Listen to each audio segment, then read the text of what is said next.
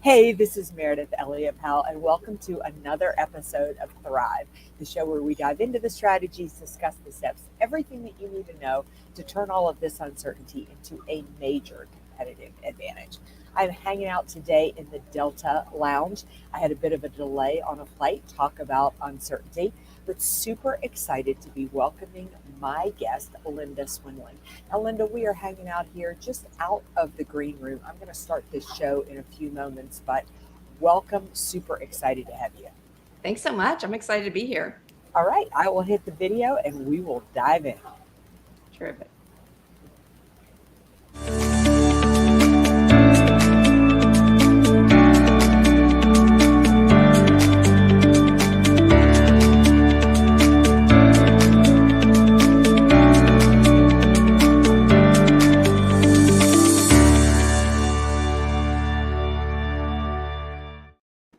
All right, Linda, welcome again to the show. Now, folks, if for a few of you out there that do not know Linda, there's a couple of things that you need to understand. I personally think of her as the guru of negotiation, and she's actually been named the top 30 global gurus in that area.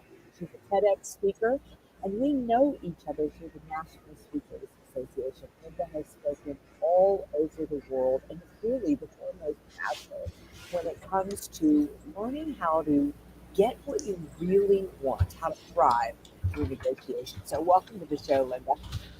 Thanks so much for having me. Well, I am excited. This has been a long time coming. So, Yes. kind of give the folks an overview, those who don't know you in the audience, how you got into negotiation. Why did this become your passion? Right. Well, I was an attorney and I practiced for 10 years and went through mediation training. And, before that, I had been a reporter and did broadcast journalism. And guess what? The thing that I did best out of all of that was negotiate. So I asked a lot of questions. I had a lot of conversations like a lot of your listeners do, a lot of your viewers do. And somehow I worked with a business coach and she and I worked together for a year. And she finally said, I don't get it. We've tripled your practice. You're spending more time with your family. You're seeing your friends that you wanted to see. Why aren't you happy? And as we started kind of unpacking that, it was, well, I just like doing this piece of it, this teaching people, this helping people, this, writing on it. And she goes, you can make a living doing that. And so I started working together and the big deals that I had accomplished and the cases that I had settled, actually that translated really well to the corporate world, to the nonprofit world, to ask for more and, also prevent those lawsuits I didn't like. Yeah. So, what does it mean? What does negotiation really mean? And why does it make people uncomfortable to think about Right. negotiation? In all the years that I have been working and training teams, one of the biggest failures has always been the ability to negotiate. I mean, we just want to give everything away or give in and kind of get it over with, right? Sometimes, and sometimes we want to maintain a relationship or we feel like it's rude. A lot of us have been brought up not to negotiate, not to ask for things. And what's really funny is when we did our research, and you know this, I do original research. When I did research, the only thing that people said with their background, besides maybe education or religious training or their parents, was something like, "I'm a woman, and so I wasn't taught to negotiate." And that's a myth. Did you know that? I did. Negotiation is not this terrible swear word. When you explain to people, all it is you're going to ask them some questions. They're going to ask you some questions, and you're going to see if there's a fit there, if you can make things work. All of a sudden, people go, "Oh, is that it? That's really it?" It's like, yeah. The problem is, Meredith, we hold back, until the big negotiation, our raise, our performance appraisal, the big contract we're negotiating. So we're not used to using that muscle. We're not used to practicing. So, if you practice more and you start doing it all the time, then it feels the same. It feels exactly the same as a multi-million dollar deal. The same thing as going up to a store owner and asking them to take a coupon that's expired. Promise you, it feels the same. So, negotiation is something that we should be doing constantly in our everyday lives. Always live in the question is what they taught us in mediations training was, live in the question. What? How would that look? What would that look like? Could we do this? Just be very open ended in asking things and just see how it feels.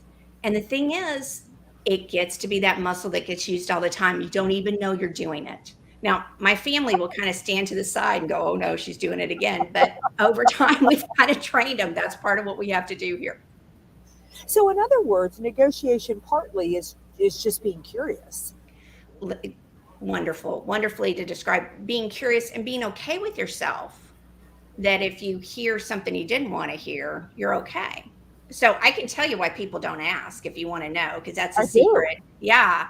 There's several reasons. One is they don't want to bug somebody. They don't want Yeah. to overwhelm them, right? They don't want to use the wrong words. They don't want to embarrass themselves. I think all of that kind of falls under that. And then Mhm. here's the biggest one. You ready? They don't want to hear the word no. No. No. That's nuts. Why wouldn't you want to hear the word no? Because then at least you KNOW. You KNOW. And I tell you that the secret behind that too, Mara, is they don't ask that next question, which was, I heard you say no. Shows that you were listening. I heard you say no. Can you tell me about that? Mhm. And then just be quiet because sometimes the other side doesn't KNOW something. They may not know about your expertise. They may not know that you offer something else. They may not know that you're not trying to just deliver a whatever you're showing them. You have so many different options. And the other side is you don't KNOW. You don't know what their real objection is. Or you might find out that this is not the person you need to be talking to. They don't have what you need. And they're not going to be able to give it to you. So now you're spending time instead of just coming up with your idea in your head as you walk off. You know, I'm really kind of fascinated by that. I want to get into your book, Ask Outrageously, but I want to stay on this theme a little bit Sure. about just starting small. What is our issue with the word no? And is that sort of bred into us? Because I think about, like, I was watching a little girl when I was boarding the plane today, and there's just, they just live life with no abandonment. Right. Just grabbing at anything they want, asking for anything they want, having any emotion they want to have in the moment. Is it sort of bred out of us over time? Yeah, and there's a for some people. Some Yeah. people are master requesters. Probably you're one of them. My son is. They never heard the word no. They just my son would ask for anything. I think I've told you I lost him at a pizza restaurant one time. Looked around frantically. There he was sitting with another couple and their son about his age. And when I went up and introduced myself and asked who everybody was, they said, "Oh no, we don't know Parker.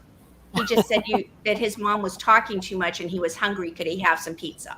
This was at 5 or 6. Some people just live there. I think you're probably one of them. The rest of us, though, we put these standards on ourselves. We want to be perfect. Have you ever heard practice makes perfect? And then somebody says, no, Absolutely. no, it's got to be perfect. Practice makes perfect. Well, that's a bunch of baloney. I mean, give me a break. Really? How are you ever going to get good at it if you don't just practice? And kids don't care because they don't have Yeah. this filter. Oh, you're going to look stupid. Well, who cares? Everybody Right. looks stupid at 3, 5, Right. whatever it is. Yeah. So, talk a little bit about your book. I mean, Ask Outrageously. Now we're going to the other side of the pendulum, right? I mean, we're going from just practicing in these little bits to really going for and asking what you want, which I think is so important if you want to thrive in uncertain times. One of the things that I really find between people who are successful and people who aren't is that people are successful, go for it. They connect with people they don't know, they ask for things, they try things. I mean, risk and failure they embrace as part of the process. So, where does negotiation and asking outrageously fit into that? Well, asking outrageously is not asking obnoxiously. Oh, good. And so that was, yeah. And a lot of people, I think, they say, oh, no, you mean being rude or no, don't be obnoxious. Just ask for outside your comfort zone. So, what is a little bit more you could ask for? What's a little bit less? And back to that practice, you do it at work as well. And here's the thing there are so few things you're going to ask for that nobody's ever heard of. Honestly, they've heard it all. Everyone has heard it all. So, when you ask, they're like, yeah. We haven't. Oh no, I guess we did do that. And you'll see them kind of think to themselves. The other thing is we're conditioned to not waste resources, not make mistakes, even at work. And so some of us have been shut down because somebody got on to us Mhm. for asking. They got on to us for saying something that we shouldn't have. And you've got to kind of erase that because that person's gone, or maybe if you start asking, you could get promoted above that person, right? Right. And you can start dealing with other people. So that's kind of the principle. The thing that you're saying though, 65% of us don't ask for ourselves. We'll ask for other people. So we'll be risk takers for a nonprofit or for someone who's older or a child. We'll be more than our team. We'll be more than happy to ask for them. It's not asking for ourselves at work. It's not asking for ourselves out in the world. So there is a workaround around that. Would you like to know what the secret on that one is? Yeah, I would like to know because I do think that it is. I've especially found that working for women, working with women, and working with women in sales. They'll be like, I don't want to bother people, but you put their child in the hospital, and they'll call the head of surgery without hesitation. In a You know, heartbeat. so Right. in a heartbeat. And so, what is that? What is that mindset flip? Because if you do not learn to find your voice and ask for what you want, most of what you need is going to pass you by. Exactly. Exactly. Here's the thing. Go ahead and think to yourself, well, if I raise my hand in this boardroom, if I speak up in this boardroom, who besides myself is benefiting? Well, probably everybody around the table to hear you ask a stupid question.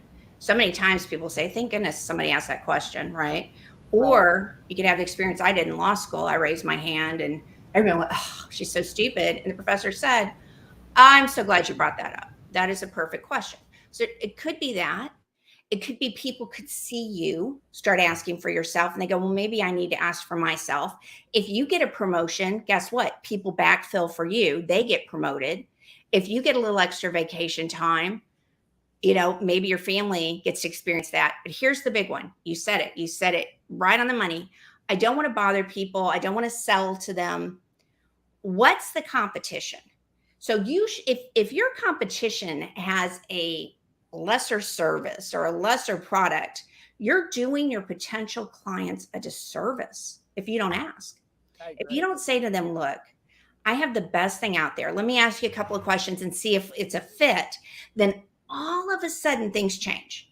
And once you learn the real issues, you can say, yeah, we're not a fit, or oh my gosh, not only are we a fit, there's two other things I want to tell you about that I think will help you.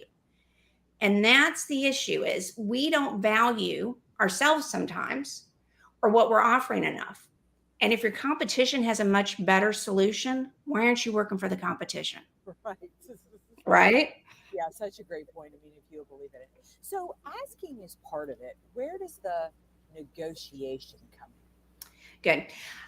I think people prepare and then don't take the question and ask. But the negotiation piece is it's the prep and then it's the closing. The in between is the conversation. So the prep is asking first yourself, and then there's a real easy acronym: ask. What are you aware of? What do you need to seek more information about? And what do you know? Not the solution, but what do you know is your next best step, your next best question. in?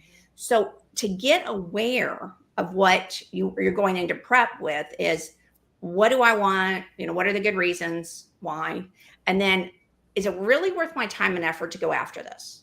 So that's kind of prepping you to go in there. And then make a list of everything you want. Here's what the list makers always ask me. The list makers always say, well, how do I prioritize? What's a must have and what's a like to have? What's an option? What's an essential? The secret on that is circle your top five. Circle your top 5 to 7 that the deal would fail without having those things. Everything else is an option. But then people stop. They know what they want and they stop, Right. which is crazy. What they need to do is then reverse it, 180 it. Okay, for every single stakeholder I'm going to be negotiating with, ask those same questions. I wonder what they want. Why? What are their good business reasons for getting it? And is it really worth their time and effort to deal with me? to deal with what we're giving. Now then totally, I mean, you're already more prepared than most people. Right. Already more prepared. Then trickle it down, not just the person I'm dealing with, not just Meridith, but maybe Meridith's board of directors, maybe Meridith's service providers are going to have to provide the service she's selling. Who besides Meridith is going to be involved? Who besides this party you're talking to? What's in it? And we all hear that, what's in it for me? What's in it for me? We're all listening to the radio dial, WIIFM. Turn it up, Okay, give me a break. What's in it for them? Just turn the dial to what's in it for them, for each of the stakeholders. Now you're prepared. Now there's all sorts of other research you can do. You can look at past deals. You can look at what they've done in the past. But the best way to figure out what they really, really want is to ask them. So agreed. So easy. Yeah. But we don't. Years ago, back when I was a banker, we had one of our very best customers threaten to leave the financial institution because he was dealing with one of our loan officers. He wanted to borrow X amount of money and we wouldn't approve it for him. And I went and met with them. And it was really interesting because when we asked him why he wanted that amount of money, it was only because a competitor had come in there and offered it to him. And he wanted to see if we would do the same thing. Now, loaning him and exposing him financially was not good for his business. And when we backed up and explained everything to him and then just made the loan amount that he wanted, everything was fine. So I really don't want to lose sight of what you are saying is so powerful. So often we ask for things or we go for things and we don't understand either our why behind them or the why of what the person we're negotiating. Maybe they don't really even want that. Right. And the why, people just kind of cringe when they hear that word why. So, it's a teenager word. Why do you want it? Why? Kind of a mother parent kind of thing. So just change that word why to what are the good reasons you want it. Now there's more than one reason. And now they don't just say, well, because, or somebody else. Dig down. And then, as well as I do, you can't stop with what they say. Say, so what does that allow for? Okay, so if you get this loan at this amount, what does that bring you? And how does that affect your business going forward? And what's your thinking around how that's going to change your credit rating, whatever it is, right? What are you doing? And as you dig down, you find out that the answer, the easy answer they told you is not the real issue for them. Right. And you might have something, I call them no-brainers. So many times a deal, a big negotiation hinges on things that cost us very little. Sometimes it's just information. Sometimes it's just assurance. Sometimes it's just, well, let's put this off for 30 days, whatever it is. Sometimes it costs nothing. Yeah. But you don't get to it until you get down into give me more about that. Ooh, that's interesting, and ask them, be genuinely curious, as you've said. I think that I love this idea of starting small and just using negotiation in every aspect of your life. But far too often, we're in front of a CEO or a figure of authority and we sort of lose our nerve. What's your advice there? Well, I think the CEO, the key stakeholder, the decision makers, there's something about us I don't know whether it's authority or what it is, but we kind of hold ourselves back. So, and I get this often, women and young people or people from other countries, right? They're like, well, what does the CEO care about me or decision making? No, here's the thing. The CEO, the decision maker, the key stakeholder, they are giving you their most valuable possession, their most valuable asset that they have, their most valuable resource. And it is not their money. It's their time, right? It's their time. So when a CEO, a key decision maker says, tell me more about that, your job is not to go, I'm so scared. Your job is to say, well, I wonder why I'm here. I'm young. Why are they talking to me? Let's figure out the solution, because CEOs do not waste time. They don't waste their precious, valuable asset unless there's something. Now, it might just be a good feeling of helping somebody out, but there's probably something that you have or they wouldn't be listening to you. So, are there different styles of negotiation? I mean, are there different tactics we should take? And what are we looking for in that conversation? Yeah, absolutely. Great question. A lot of us have taken a DISC or a Myers-Briggs or a profile or a core map, and we're a color, we're a shape. Here's the thing. All of those can be translated into basically 4 types and we need to be fluent in all of them. One is decide. If you think of a card deck and you think of the shapes on the cards, um, if you think of the spade, it's like get to the point, isn't it? It's very pointy. So decide what the people who like to decide in negotiations, they want very short bullet points. They want to be asked questions. You can politely challenge their answers. I've even said, I'm going to challenge that. If it's okay with you, I'm going to challenge that. And they're like, oh, debate. And they actually believe you more if you debate. Then you have those engage. And if you can think of a diamond, like a diamond ring, an engagement ring, they're not to the point like the decide people. People who like to engage are going to want to have a discussion with you. They're going to take, what you're saying. They're going to want you to listen to their creative ideas. And you're crazy if you don't listen to them, because they are not flighty like some people think. They're actually the person that can help tell your story later to the people that matter. Now, here's the one that gets run over a lot: people who accommodate. So if you think of that big heart, they're the ones that want everyone to win, everyone to succeed. And the problem with being an accommodate is sometimes you don't feel like you're being taken seriously. And if you don't take that person seriously and they go, oh, they're just a gatekeeper. Oh, no. Decides and people who like to accommodate often or make really good matches as far as business, because the decide people will go to those people with the hearts and say, what were they really like? What'd you pick up that I didn't pick up? And if you're not polite to everyone or you try to go around them, you're going to burn yourself. And then the last one is another one that we kind of poo-poo or kind of roll our eyes. You've heard of them being called sensitive, or they're not, they're organizational or whatever. No, these are your clubs. Think about in that suit, they manage 3 or 4 or 15 different things well. So these are the leverage people who like to leverage their information, their relationships, their details. And they're the people, don't just run over them with, here's our solution. Unlike the decide with 2 or 3 choices you choose, decide people are going to need time to, leverage people need time to think. They also need time to kind of question because they want the right answer over getting it done. But the big thing you can do, to watch out for is, instead of saying, well, here's the new thing, say, I know you've looked at this several ways. I know you already have a system. This, I believe, would be an upgrade, but I'm interested in your thoughts. I'm interested in how we work this into what you've already done.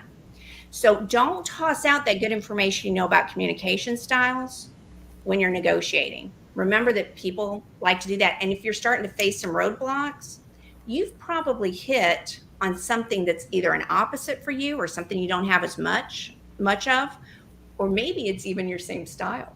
Yeah. So if you start hitting roadblocks, go, I wonder what else I could do. I wonder if I need to help somebody make more decisions. I need to be more decisive. I wonder if I need to be more engaging. I need to really kind of talk about the impact on people. Or I really wonder if this is kind of that leverage one, right? With the 3, I wonder if I need to have them give me more about their information before I keep showing up and throwing up on them. Yeah, I remember years ago when I had clients who were very opposite my personality. Until I understood it, it made me really uncomfortable. Giving somebody time to process and to think felt like rejection to me or shut down. And it didn't. It was truly engagement, right? Now they're interested. So they want some time to process and some time to think. And to be able to recognize that is really powerful. Yeah, I had I was working with a really high level sales team, and they were doing their big sales conference. There, a bunch of them were in the room, and probably the second in charge of the whole company raises his hand. He said, I don't think you're listening, people. Said, stop, Linda, stop right now. And I went, wow, all these 100+ people, stop. And I was like, oh no, what did I do? And he said, you're not listening, team. All right. And he pointed out to the top 3 salespeople and he goes, person that you sold the most to, your personality or a different kind, your sales, negotiation type or different kind. She said, different kind. The one behind her said, yeah, extremely different. The third one said, totally different than I am. He said, my point exactly, continue, and I went, wow, that's insight. Yeah. Well, it is hard to believe, but we are coming to the end of our show. I always end with 2 questions and you can answer them either way.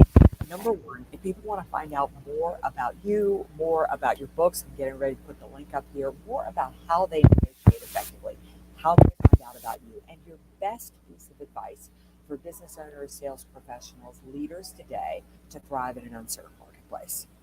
Terrific. So the way to find out more about me is to go to lindaswindling.com. And you can go to my bookstore and get all that good stuff, but lindaswindling.com. Or for your listeners and your viewers, because you and I are friends, you can do the text that I do for my clients. Great. What you do is you just text 55444 and text the word ask, ASK to it. So 55444, and then text the word ASK. It'll ask you for your email and give you some bonus tips, some free resources. Nice. Thank you so much. Yeah. And then my piece of advice, well, nobody is going to look out for you like you are. This is a big journey, this career that we're trying to do. All our life is all about trying to move ahead. And if that's really true for you, and it is, isn't it? You've got to ask for yourself. Nobody's going to do it for you. Start asking. Ask outrageously. You're going to be shocked at the results. I promise. That's it, Mayor. This has been amazing. Thank you so much. I hope you will. I feel like we've scratched the surface, so I hope you will agree to come back on at another time when we can dig in a little bit deeper to some of the things, because I do think negotiation is a missing skill, a missing art, but such an important, especially in a world that has gotten so busy. It's so easy for you to be passed over. So I really want to encourage my listeners to go and text 55444, text the word ask, get some of those bonuses. Visit lindaswindling.com. Ramel, you are so welcome, and we will see you all back here next week at 1 p.m. Eastern for another episode, another set of skills and strategies, everything that you need to know to turn all of this uncertainty into your competitive advantage. See you next time.